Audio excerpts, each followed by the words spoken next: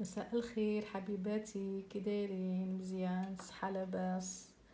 كلشي مزيان الحمد لله.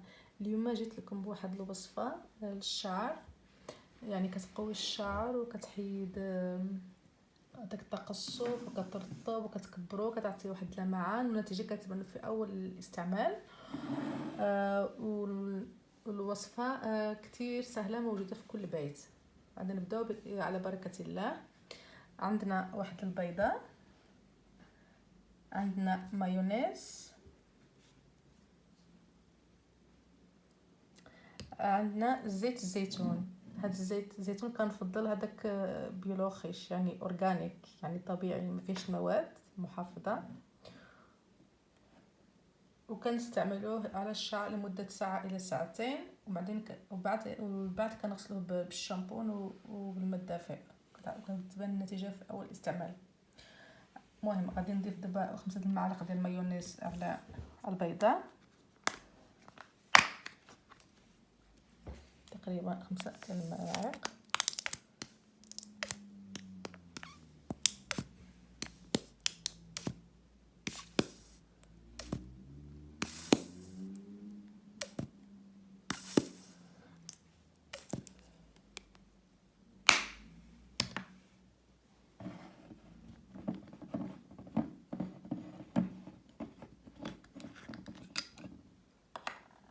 تقريبا 5 المعالق ديال زيت الزيتون.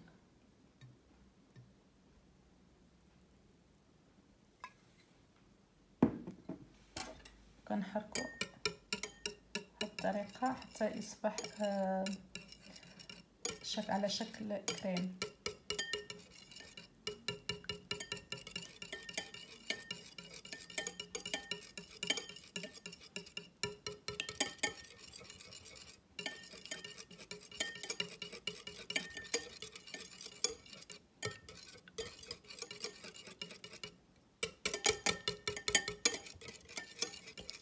بهاد الطريقه حتى تندمج كليا مزيان مع بعض. نقدر هاد الوصفه نستعملها 2 الى 3 المرات على في الاسبوع، على الشعر يكون شويه يعني فازك. ديروا شويه ديال الماء دافئ وتستعملوها على الشعر، وتمشطوا الشعر مزيان وتستعملوها. شفتوا مثل الكريم.